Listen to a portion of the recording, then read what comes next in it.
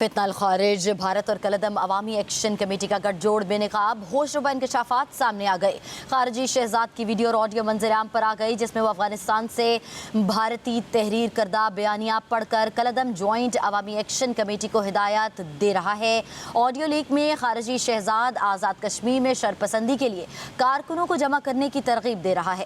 کہا، ہم انتخابات کے انعقاد کی ہر طرح سے مخالفت کریں گے اور کسی صورت الیکشن نہیں ہونے دیں گے۔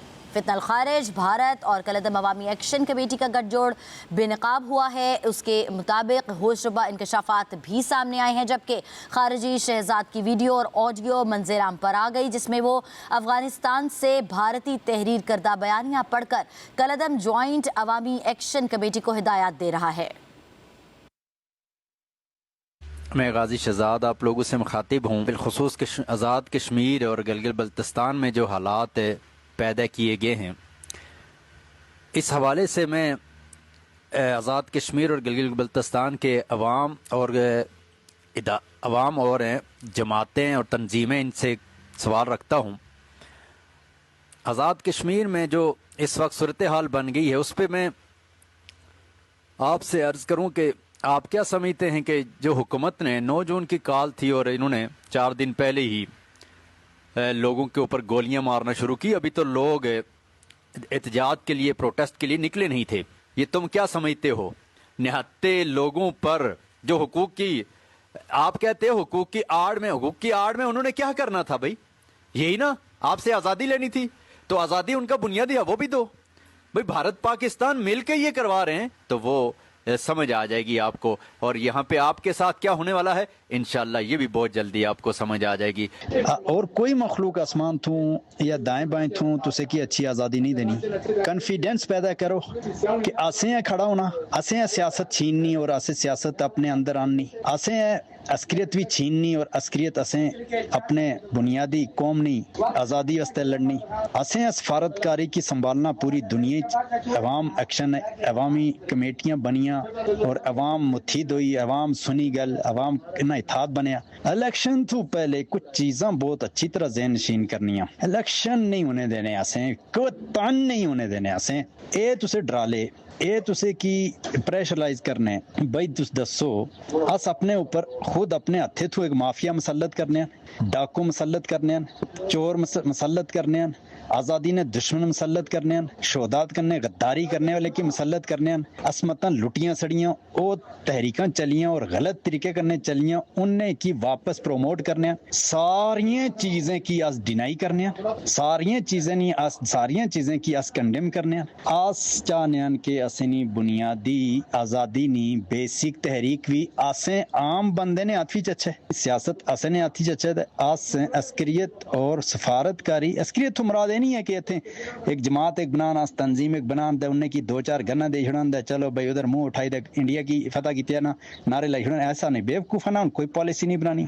عسکریت تو مراد ہے کہ آزاد کشمیر نے اپنی جڑی فورس تھی سی اس کی بحال کرنا، اس تو بعد کوئی تیاری ہونی، پھر کوئی سٹیپ اٹھانا نہیں تو پہلے اپنے خطے کی سیدھا کرنا، اپنے خطے کی آزاد کشمیری چکے عوامی اور انقلابی حکومت آنی جی، اس واسطے تسے محنت کرو، ساتھیاں کی جمع کرو۔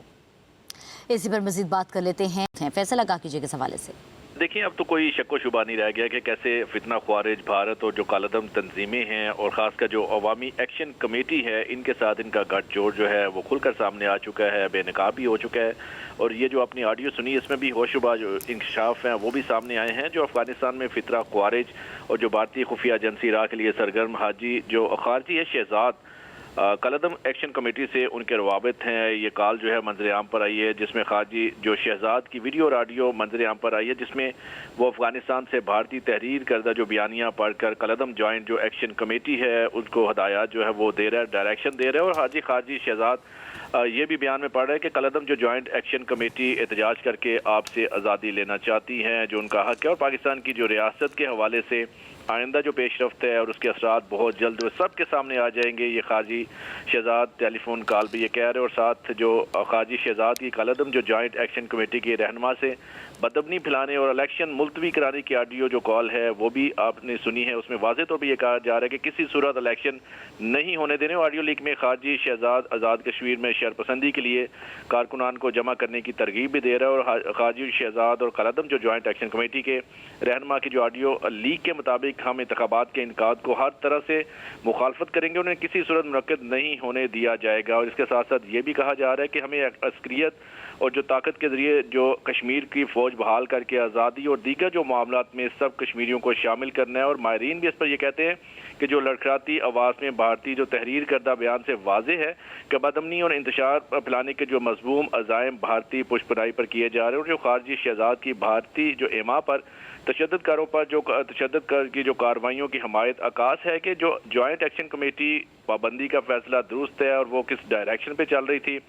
फितना ख्वारिज एक दहशतगर्द गिरोह है जिसे भारत की मुकम्मल पुष्पनाई हासिल है, और इसका कलदम जो जॉइंट एक्शन कमेटी की हमायत से भारत का मकरू चेहरा है वो भी खुल के सामने आया। और ये इस पे कलदम जो जॉइंट एक्शन कमेटी की हमायत में फितना ख्वारिज के जो एलानिया सफबंदी आज़ाद कश्मीर में भारतीय अज़ाइम की नाकामी पर इस जो बेचैनी को वो भी वाज़ेह तौर पर इस ऑडियो लीक में देखा जा सकता है।